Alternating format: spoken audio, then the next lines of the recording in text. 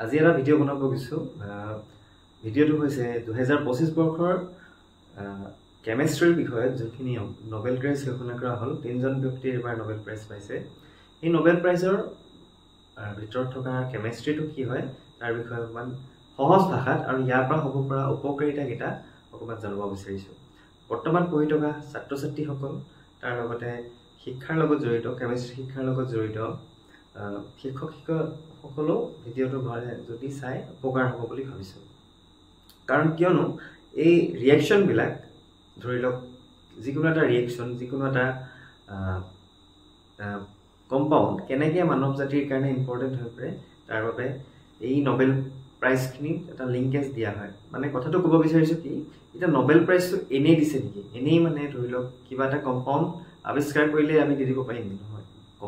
কিবা এটা কম্পাউন্ডে হয় আমি কম্পাউন্ড বুলিয়ে কৈছো এটো যেহেতু ফ্ৰেমৱৰ্ক হয় এবাৰ নোবেল প্ৰাইজ দিয়াৰ মেইন কাৰণটো হৈছে মেটেল অৰ্গেনিক ফ্ৰেমৱৰ্কটো কি হয় বিশদভাৱে আলোচনা কৰিম কিন্তু এই নোবেল প্ৰাইজটো দিয়াৰ কাৰণ আৰত কি আছিল তাৰ কাহিনীটো এবাৰ কৈ দিছো কোনবাই জানিব পাৰে বা নাজানিব পাৰে যে আলফ্ৰেড নোবেলে ডাইনামাইট ইজ আলফ্ৰেড নোবেল যাৰ স্মৃতিত এটো দিয়া হয় ৰয়েল সোসাইটি অফ সায়েন্সৰ পৰা যে নোবেল প্ৰাইজ দিয়া হয় যে আলফ্ৰেড নোবেলে ডাইনামাইট আৱিষ্কাৰ কৰিছিল নাইট্ৰজেন থকা এটা এক্সপ্লোজিভ ষ্টাৰ্ট কৰিছিল আৰু এই এক্সপ্লোজিভটো কি হ'ল মানৱ জাতিৰ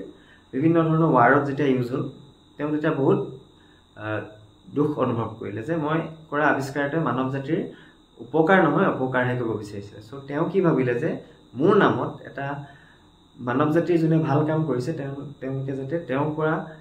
এখিনি অৰিহণা দিব পাৰে মানৱ জাতিক জনে ভাল কাম আগবঢ়ায় আৰু ঠিক আছে এখিনি হৈছে তাৰ ব্যাকগ্ৰাউণ্ডটো আজি আমি যোনটো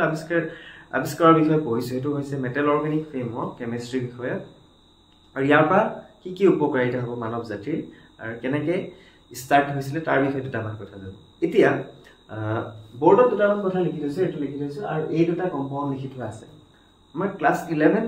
ক্লাস 12 ষ্টুডেন্ট খিনি বা ডিগ্ৰী লেভেলৰ ষ্টুডেন্ট খিনি এটো কথা গম পাইছে যে RMGX মানে কি হয় আমাৰ RMGX হৈছে এটা গ্ৰিগনাফ ৰিএজেন্ট বুলি কওঁ সিম্পল এটা ৰিএজেন্ট হয় ইয়াত পোলাৰিটিটো চেঞ্জ হয় এটা ভিতৰত কৈছে আৰু এটা চিত্ৰ এটা আঁকি থৈছো এটো ফিগাৰ এটা বৰটা ভাল হোৱা নাই বাট চেষ্টা কৰিছিলো কিবা এটা কম সময়ত আঁকিবলৈ এটো RMGX আৰু এটো হৈছে গিলমানছ ৰিএজেন্ট বুলি গিলমান ৰিএজেন্ট আমি কওঁ এটো ডাইএলকাইল কিপ্ৰাছ লিথিয়াম এটো কয় গিলমান ৰিএজেন্ট এটো এটা ৰিএজেন্ট হয় RMGX ৰ নিচিনাকে কাৰ্বন কাৰ্বন লিংকেজত হয় বাৰু এটো মই ব্যাকগ্ৰাউণ্ডটো কিয় লৈছো কাৰণ এইহতি হৈছে এইগিটা হৈছে কাৰ্বন এবাৰ যোনটো অৰ্গেনিক পাইছে কেমিষ্ট্ৰি তাত অৰ্গেনিক কেমিষ্ট্ৰি মন পাৰ্ট হয় তো অৰ্গেনিক কেমিষ্ট্ৰি আৰু ইনঅৰ্গেনিক কেমিষ্ট্ৰি অকমান মিক্সচাৰ হৈছে বাট অৰ্গেনিক কেমিষ্ট্ৰি পাৰ্টটো বেছি আছে অকমান সো এইগিটা মই লিখিছো যে ইয়াত কি আছে কাৰ্বন আৰু এটা মেটেলৰ লিংকেজ আছে কাৰ্বন আৰু মেটেলৰ লিংকেজ কথাটো মই হেতু বুজাবলে আৰম্ভণি কৰিছিলো RMGX কাৰ্বন মেটেলৰ লিংকেজ এতিয়া কাৰ্বন মেটেলৰ লিংকেজ থকা RMGX টো হৈ গল বাৰু আৰু এটো হৈ গল গিলমান ৰিএজেন্টও হৈ গল কিন্তু ৰবসন প্ৰথম যোনজন সাইন্টিষ্টে পাইছিলে তেওঁ সম্পূৰ্ণ নামটো হৈছে বা সাইন্টিষ্ট ৰিচাৰ্ড ৰবসনে ডায়মণ্ড যোনটো আমাৰ এটা খুব কঠিন এটা ষ্ট্ৰাকচাৰ পৃথিৱীৰ সবাতোতকৈ কঠিন ষ্ট্ৰাকচাৰ ভিতৰত লোৱা হয় পদাৰ্থৰ ভিতৰত ডায়মণ্ডটো আমি লওঁ ডায়মণ্ডৰ বিষয়ে যেতিয়া চালে ডায়মণ্ডৰ বিষয়ে তেওঁ খুব আগ্ৰহী হ'ল ডায়মণ্ডৰ ষ্ট্ৰাকচাৰটোৰ বিষয়ে গম পালে যে ডায়মণ্ডত কেনেকৈ এটা কাৰ্বন কাৰ্বন এটা কোভেলেন্ট বন্ডৰে কেনেকৈ এটা গঠন হৈছে খুব এটা ৰিজিড ষ্ট্ৰাকচাৰ সো তেওঁ সেই কাৰ্বন সেই ডায়মণ্ডৰ এটা কোভেলেন্ট ষ্ট্ৰাকচাৰটো এটা এপ্লাই কৰিব বিচাৰিলে কোট এপ্লাই কৰিব বিচাৰিলে তেওঁ কাৰ্বন অৰ্গেনিক কম্পাউণ্ডৰ গৈছিল মানে যোনবোৰ কম্পাউণ্ডে কাৰ্বন আৰু মেটেলৰ লগত বন্ড ফৰ্মেশন কৰি গৈছে ধৰি লওক এটো যেবা কাৰ্বন আৰু মেটেলৰ বন্ড ফৰ্মেশন কৰিছে এনেকুৱা এটা ফ্ৰেমৱৰ্ক তেওঁ এস্টাবলিশ কৰিব বিচাৰিছিল ভবামতে তেওঁ এটা এস্টাবলিশ কৰিলে এনেকুৱা এটা ফ্ৰেমৱৰ্ক নহয় ধৰি লওক এটা এনেকুৱা এটা সৃষ্টি কৰিলে যে যোনটোৱে কি কৰিব পাৰে যত কি থাকিব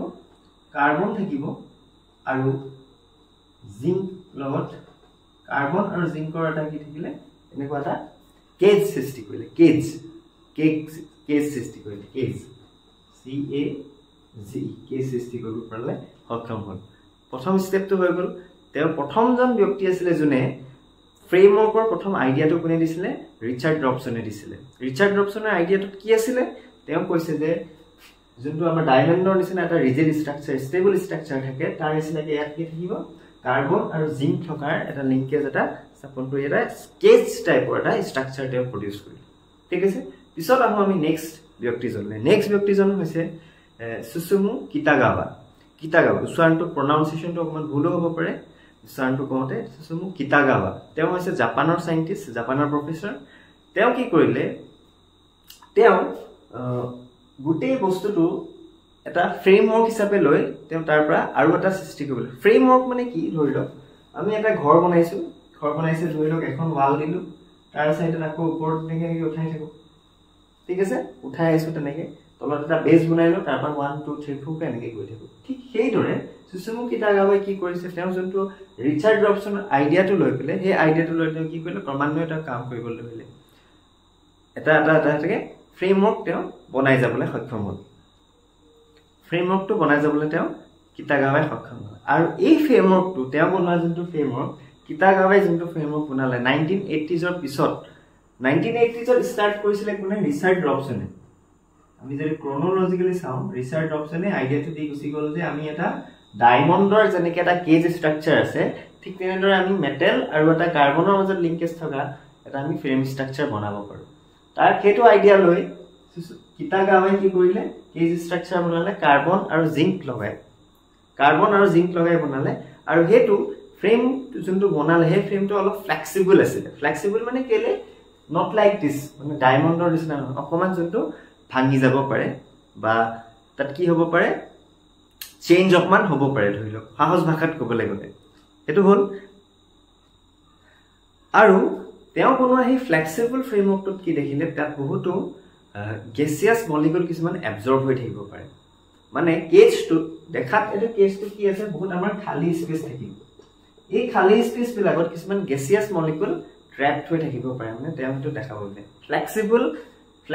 প্ৰথমটো বনাওতে ৰিচাৰ্ড ৰবসনে বনাওতে অলপ ৰিজিড আছিল তাৰ পিছত অকমান ফ্লেক্সিবল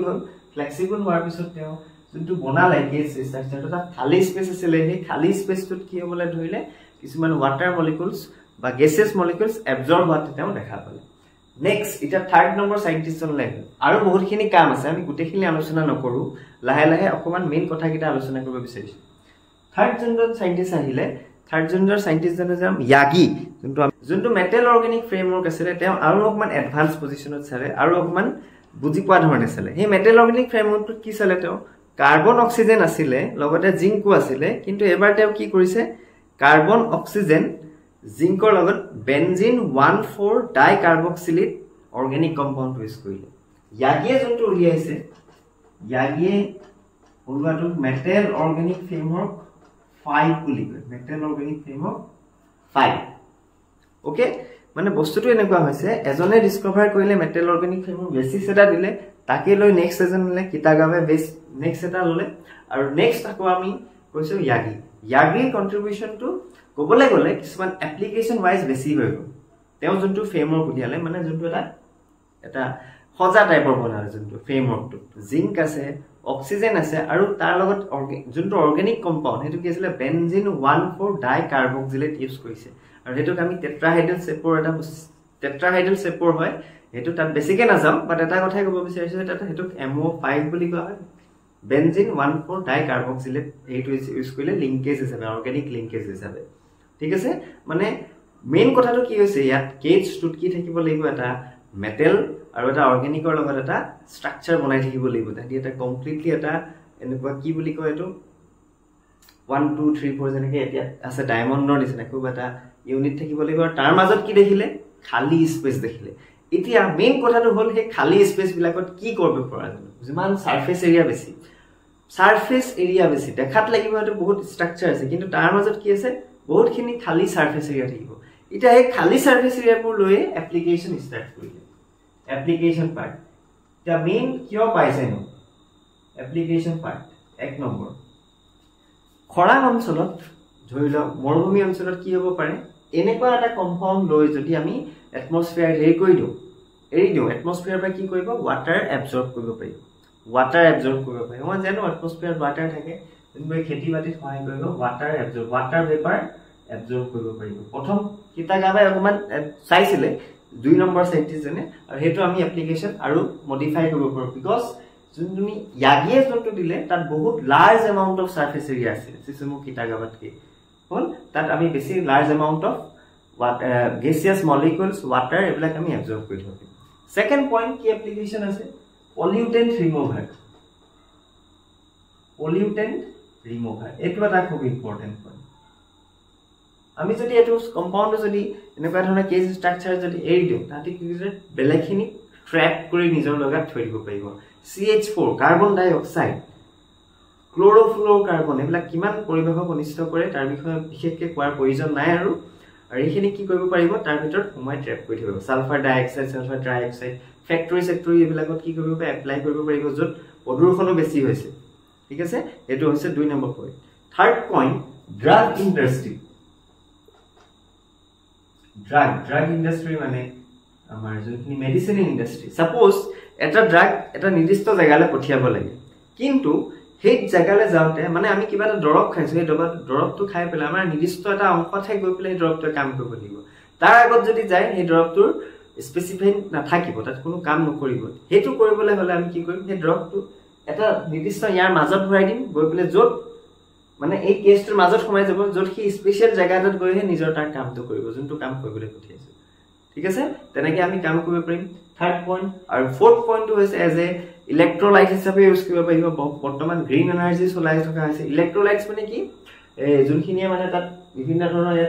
আয়নস খিনি জমা হৈ থাকিব পাৰিব আয়নস জমা হৈ থাকিলে আমি জানো ইলেক্ট্ৰোলাইসিছত এবিলাকো কৰিব পৰা যায় ইলেক্ট্ৰনছৰ বলি আয়নস খিনি লৈ কণ্ডাক্টিভিটিত সহায় কৰিব এটো আছে সমুকে দুটামান কথা যি শিকিলো ইউটিউবৰ পৰা যি শিকিছো তাৰ লগতে গুগলতো চাই পেলাই অকমান চেষ্টা কৰিলে যাতে আমাৰ অকমান অসমীয়াত কথা দুটামান ক'ব পাৰো ধন্যবাদ